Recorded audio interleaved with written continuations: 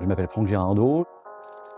En début de l'année 2022, je me suis retrouvé à un moment où j'ai voulu faire une vraie reconversion. Donc c'est à ce moment-là que j'ai pris connaissance de la formation qui était proposée par l'Académie des métiers du vélo et qui permettait d'avoir cette familiarisation avec l'ensemble des composants d'un vélo et d'être capable de faire des réparations de base, qui était ma recherche initiale.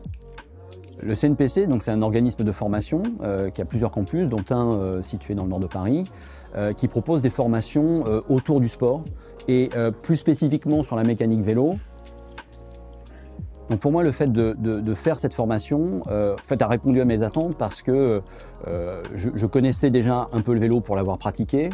Mais je ne m'étais jamais vraiment mis les mains dedans, j'avais jamais vraiment entrepris de réparer un vélo, même d'apprendre comment fonctionnait un vélo. Et pour ça, la formation d'opérateur cycle fait le job parce que en 3 semaines, on a le temps de couvrir les grands composants d'un vélo. On n'approfondit pas, on n'aborde pas vraiment les questions hydrauliques, les questions électriques, parce qu'évidemment on n'a pas le temps en 3 semaines, mais sur les sujets qu'on aborde, on a vraiment la possibilité de se familiariser suffisamment pour pouvoir après pas être déstabilisé, qu'on travaille en magasin ou en atelier ou dans un autre contexte. Quand on voit arriver comme ça des vélos, on sait comment les aborder. Par rapport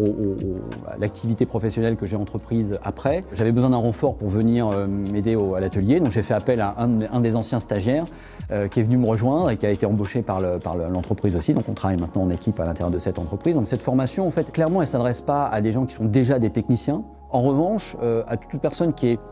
praticienne, qui fait du vélo régulièrement ou pas d'ailleurs, mais pour se donner un premier contact avec la mécanique du vélo, se familiariser avec les différentes composantes, pouvoir voir arriver un vélo et comprendre un peu mieux comment il fonctionne et commencer à agir dessus.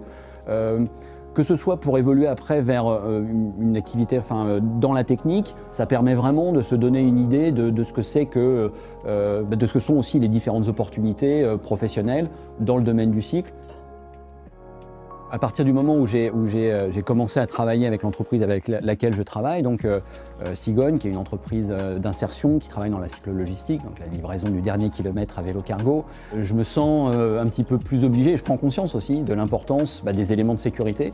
Alors c'est des choses qu'on a beaucoup appris ici justement pendant la formation, à savoir le freinage, un certain nombre de réglages qui sont à vérifier parce qu'il en va de la sécurité du vélo et de la personne qui est dessus.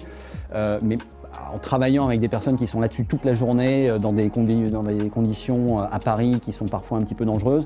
ça m'a fait prendre conscience à quel point le fait de porter un casque, le fait de porter même des gants, le fait d'avoir des accessoires de type une sonnette qui fonctionne,